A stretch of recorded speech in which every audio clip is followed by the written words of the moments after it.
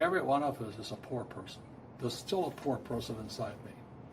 And I still go to the supermarket and say, oh, Crest is on sale or Colgate's on sale.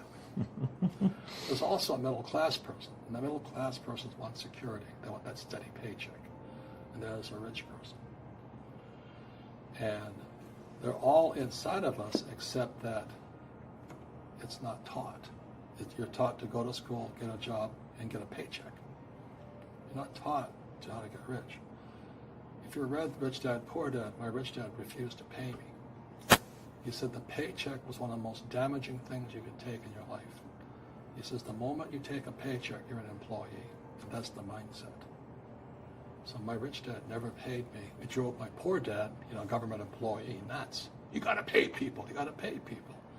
And Rich Dad was not saying that the paycheck was bad. He says he didn't want to be a slave to money. So as an entrepreneur, if Rich Dad folded, I just start another company. I don't need a paycheck. I don't need anybody to take care of me. If my government doesn't like me, I move to another country because they need entrepreneurs. Mm-hmm. So the entrepreneur is not so much the business. The entrepreneur is really the mindset and the skill sets and the different set of rules.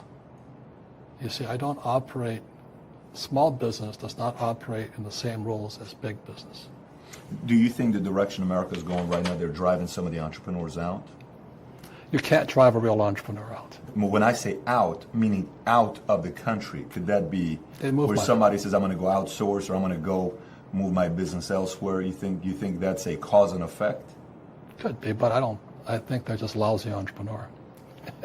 Got it. Look, people say, well, if they make the regulations real hard, the guy can't be an entrepreneur. Entrepreneurs have one thing in common. They keep going. They'll change the rules. They'll reinvent the rules. Mm-hmm. They don't just take one answer. So a real entrepreneur, it really makes no difference which country you're in. That's my belief. I love that. You know what I mean? It's just a mindset. It's F you. You mess with me, I'll find a way around it. I have a friend, he's multi-family rich guy from France. And, France is as communistic as it gets. 75% top line for $1 million earners. Yeah, but that's why he lives here. So he started buying vineyards in Napa and Sonoma. So he went back to the French government and he says, it's his wine. He says, I want to ship my wine in bulk to California. And the government says, you can't do that. So this is the French government saying you can't ship. Yeah, and here's the guy, I think he's 5 generations, French wine guy. This guy is an entrepreneur. He says, okay, I can't ship it in barrels. The guy goes, yeah. He says, okay, I'll ship it in bottles.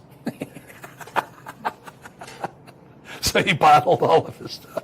It cost him more money, but he still figured out how to do it. Do you know what I mean? And now he has his wine with his California wine and all this. And so he went back to the French government and said, here, try this. See if it's not better. And so now they're all confused because he didn't break any rules. So I'll say it again. Entrepreneur is a mindset first, a skill set, and rules. And depending upon whether you're an employee or a small business, the rules are different. The mindsets are different. The skill sets are different. So what you're saying is education, the mindsets can be taught, and if I learn the mindsets, and earlier you talked about, when I asked you a question about can somebody go out there and do something about this, there's got to be desire. But if I feed my mind, I got desire, I have an opportunity to make it as an entrepreneur. Desire and ambition. Sure. That's what it takes. Sure. That's why I say everybody can open a lemonade stand, but very few can be a rich one. Is earlier when you were talking about America's going to collapse. Great. I asked you a question. I said, what do you think is one of the biggest challenges that we're looking at? And you mentioned willpower. Can you elaborate on that willpower a little bit, on what you meant by that? Yeah, it's also called the entrepreneurial spirit. Mm-hmm. But what we were actually talking about was there's no such thing as a bad economy. There's the external, you and I, we all have an external economy, but we also have an internal economy. Mm-hmm. And the willpower is to change our internal economy. So for me, I can see the good and I can see the bad. I don't really give a damn because I'm going to be rich anyway. But a poor person with a poor personal economy, all they're going to see is a bad economy because they don't know how to make money in any economy.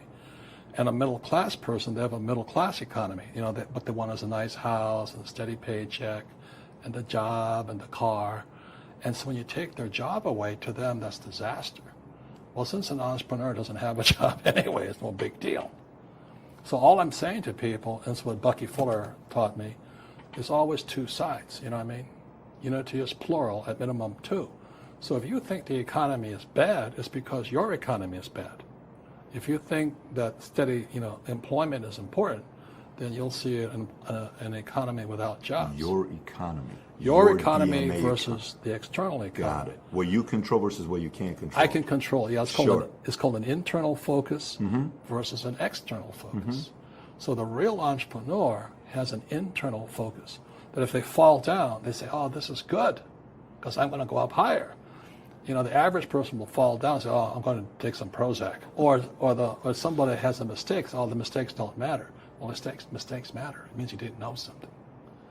But a real entrepreneur, whether they fall down, they always can go up. They can stand back up and go higher. That no matter what happens to them, they get stronger and better and smarter and happier. But a person with a weak internal mindset is that they're so afraid of what happens, it generally happens. Like, people who are afraid of losing their jobs, they generally lose their jobs. Mm-hmm. You know what I mean? Yeah, no doubt. So everything comes through you. Yeah, so the entrepreneur first job is to control inside here, not outside there.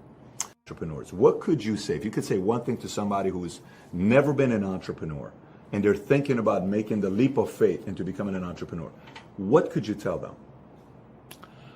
Well, I'll just tell them the same thing that happened to me. My last paycheck, I still remember it clearly. It was one of the worst and the best days of my life. And I was in Puerto Rico. I was working for Xerox, and my boss gave me my last. It wasn't a paycheck; it was a bonus check. I think it was about $30,000, taxable. It's the only problem with that. So I got this check, and I went, "Holy mackerel!" You know what I mean? So I was excited, but I was also disturbed. And so this other guy comes up to me. His name was John, and John says to me, he says, "You're going to be back." I said, "Why?" He says, "Because you're going to fail." I looked at him and said, "Look," few expletive words, because that's what he did. He left Xerox, failed, and he came back. And I said, "Look, you failed and you came back, but I'm going to fail and I'm never coming back." And that's the attitude. Do you know what I mean? Absolutely. If you say, "Well, if I fail, I'll go back to mommy and daddy," then that's what you'll do. So if you fail, that's when I became an entrepreneur, because I had no money. I had no money for years. I didn't have a paycheck. But that's what my rich dad encouraged me to do. He says, when you don't have this paycheck, you get hungrier, smarter, and it's a test of your character. Will you become a crook? Will you become dishonest? Will you cheat and steal? Or will you become a better human being?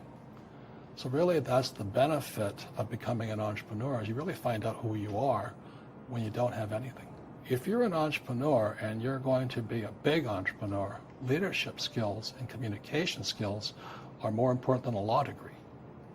So now I have another book that just came out. It's called The 8 Lessons in Military Leadership. In the military, I went to military academy and all that.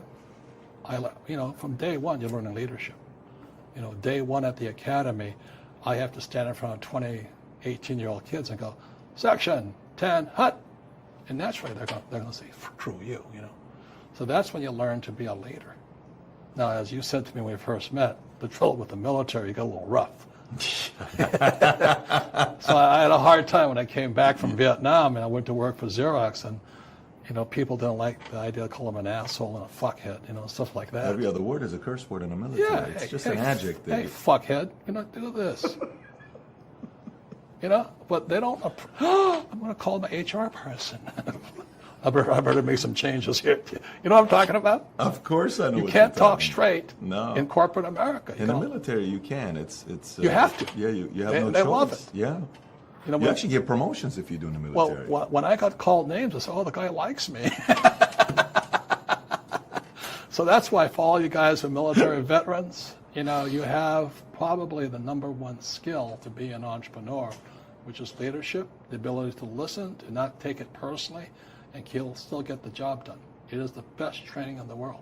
You know, the saddest thing about leaving the military was leaving the guys behind there. They were some of the best in the world, and they weren't all college graduates. They were just my gunners, my mechanics, all this stuff. The camaraderie is Oh, priceless. Jesus, priceless. The camaraderie is priceless. And so all I did when I started the Rich Dad Company was to have that same sense of teamwork inside Rich Dad. That's why there's no ranks and all this stuff in this company. Everybody gets to say what they want to say. People are free to do what they want. I stay out of their way, and we get the job done.